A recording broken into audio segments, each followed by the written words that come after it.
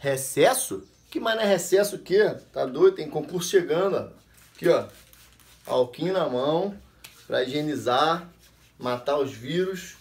Álcool 70 para higienizar. Recesso nada. O concurso está chegando e nós temos que fazer questões. Sem resolver questões, você não chega a lugar nenhum, né? Então a gente precisa resolver questões. Separei uma questãozinha para vocês aqui hoje. Essa questão trata de um movimento uniforme. Esse movimento uniforme com dois corpos, podem ser dois carros, duas bolas, duas motos, duas bicicletas, dois mosquitos. Vírus não. A questão fala o seguinte: dois carros aproximam-se, executando movimentos retilíneos e uniformes, como na figura, sabendo-se que os carros possuem velocidades 2 metros por segundo e 3 metros por segundo, e que no instante t0, t igual a 0, a distância entre eles é de 15 metros. Podemos afirmar que o instante da colisão ou do encontro, ok? Esse tipo de questão com instante de colisão entre dois corpos ou instante de encontro numa estrada, ele é sempre feito da mesma maneira. Se os dois se movem constantemente, um movimento constante ou movimento uniforme utiliza a função horária do espaço.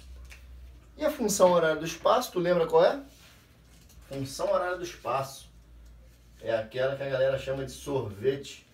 É igual a S0 mais VT. Essa função ela é utilizada para montar a função do carro A, carro B, carro X, carro Y. E através dessa função a gente vai montar os valores que o carro A e carro B possuem. Esses carros A e B, que não estão na questão, não dizem na questão, você mesmo vai estipular, vai dizer quem é o A, quem é o B. Por exemplo, esse cara aqui é o A, esse carro aqui é o B. E aí essas duas questões, esses dois carros, né?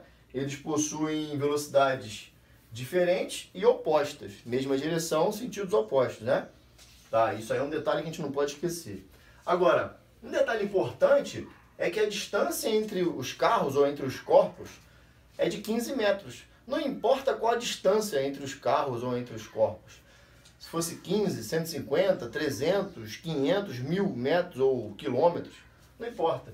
O macete é o seguinte: tu vai sempre colocar um deles na posição 0, a gente vai dizer que o A está na posição 0 e o outro na posição 15.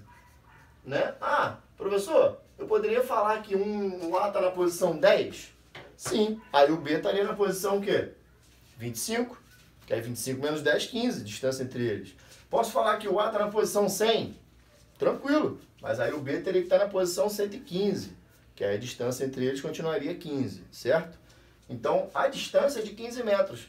Não importa a distância, sempre você vai usar esse macete. Um vai estar na posição 0 e o outro na posição que refere à distância entre eles, né? A questão trata de tempo de encontro, né? Instante de encontro. Então, o que ele quer saber nessa questão é em que instante, ou seja, em que tempo eles vão se encontrar. E esse tempo que eles levam para se encontrar é feito da seguinte maneira. Uma das maneiras de se fazer, que é um macetezinho, né? Eu digo sempre que é uma receita de bolo, né? Esse macete é fazer o seguinte: você vai montar primeiro a função horária de cada carro, de cada corpo, né? E aí vamos lá. Função horária do carro A. Posição inicial do A, 0. Começou no 0. Velocidade do A, 2. Sem as unidades, né? E o T, que é o tempo que vai levar para se encontrar, que é o que a gente não sabe. Função horária do B, SB, que é igual a 15. Ele partiu do 15. E aí você tem que tomar muito cuidado, porque se você colocar mais 3, você vai estar dizendo que os carros estão no mesmo sentido. E os carros não estão no mesmo sentido. Um carro vai para a direita e o outro vai para a esquerda, ou seja, sentidos opostos. E na física, sentidos opostos significa colocar um menusinho, né? Então esse 3 vai passar a ser menos 3t. E aí você monta a função horária dos carros.